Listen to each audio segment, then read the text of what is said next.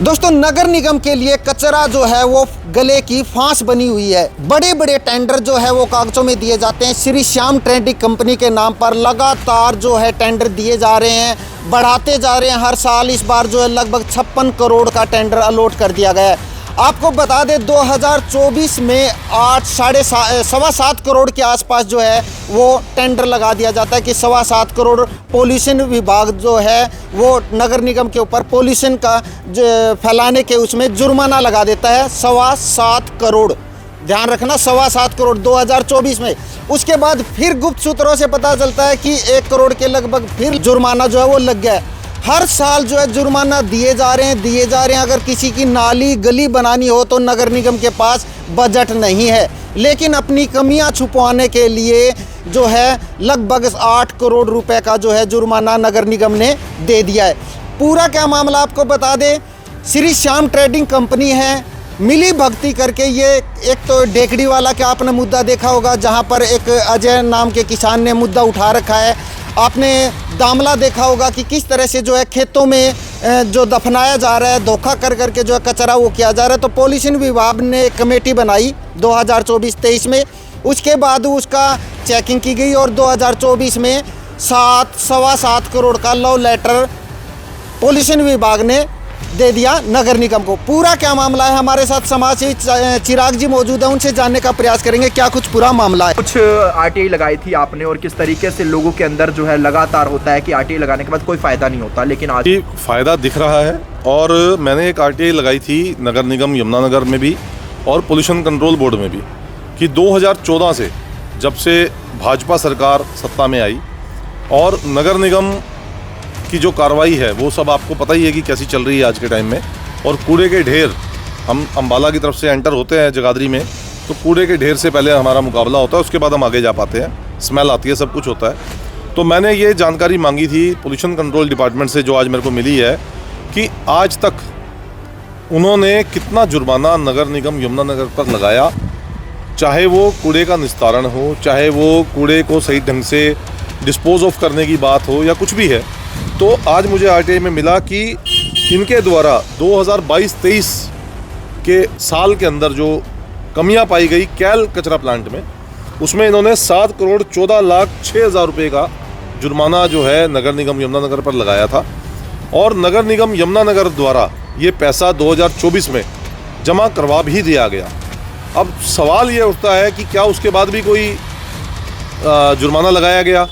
तो इसकी एक जानकारी मिली है कि लगभग 1 करोड़ रुपए के आसपास जुर्माना इसके बाद भी लगाया जा चुका है। तो कहीं ना कहीं सवाल ही घेरे में पूर्व मेयर भी आता है। बिल्कुल 101% है जी। पूर्व मेयर, पूर्व कमिश्नर, जितने भी अधिकारी रहे जिनकी जिम्मेदारी थी इस घोटाले को रोकने की, इस कूड़े के सही ढंग से निस्तारण को लेकर, और कहीं ना कहीं 25-26 करोड़ के टेंडर को बढ़ाकर 56 करोड़, 50 करोड़, 52 करोड़, यहाँ तक कि 91 करोड़ का टेंडर लगाने की ये प्लानिंग कर रहे थे, जो कि जब देखा कि वाइबिलिटी नहीं बैठ पा रही है तो उसको पहले 72 करोड़ किया गया, फिर 62 करोड़ किया गया, फिर इसको 56 करोड़ किया गया।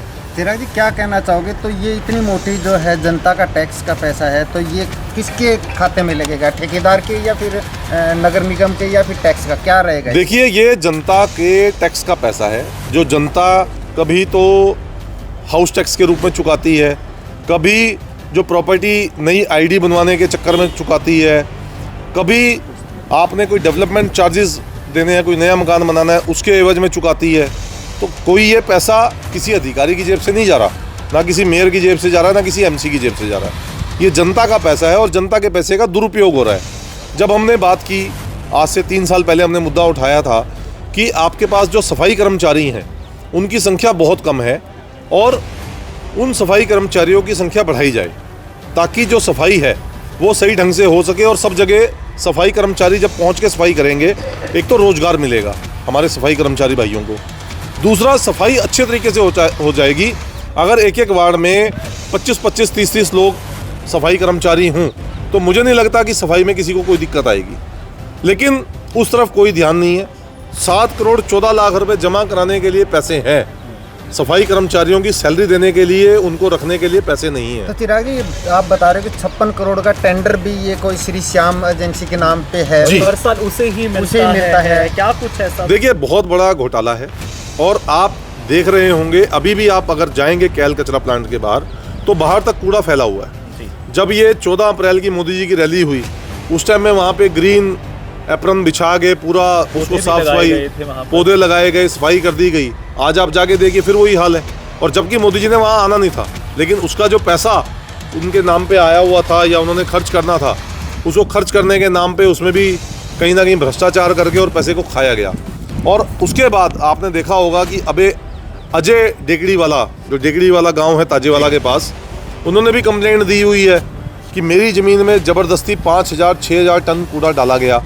इसी के साथ साथ एक दामला जो टोल टैक्स था पहले, उससे आगे गुरु नानक ढाबा है, उसके पीछे एक ज़मीन में लगभग 2,500 से 3,000 टन कूड़ा डाला जा रहा था, जिसकी हमने वीडियो भी चलाई थी, उसकी कंप्लेंट भी की गई, लेकिन कार्रवाई के नाम पर सब जीरो है। उसके साथ साथ एक आपने देखा होगा पिछले साल इन्होंने यमुना जी में भी जो डाइवर्जन किया जा रहा था, नहर, एक और नई पक्की नहर बनाने के लिए, वहाँ पर भी लगभग 3,000 टन के आसपास कूड़ा जो है वो डाला गया था। तो कार्रवाई के नाम पर जीरो है मामला, ना तो कोई सुनता है, ना कोई सुनवाई होती है। यहाँ तक कि एंटी करप्शन ब्यूरो को लेटर लिखे गए, लेकिन एंटी करप्शन ब्यूरो ने भी ये लेटर जो है वो एंटी करप्शन जो सेल बना हुआ है नगर निगम का, UDLB का, DULB का, वहाँ पे भेज दिया गया इसको, जबकि वो सब मिली भगत है, सब जगह ऊपर से नीचे तक भ्रष्टाचार चल रहा है और कहीं पर कोई कार्रवाई नहीं है। अगर हम सरकारी निगम को देखें, जगाधरी निगम देख लो आप, वहाँ पर पानी टपक रहा था, यमुनानगर नगर निगम देख लो, वहाँ पर पानी टपकता है। तो सफाई के नाम पे अपने आप तो जीरो है।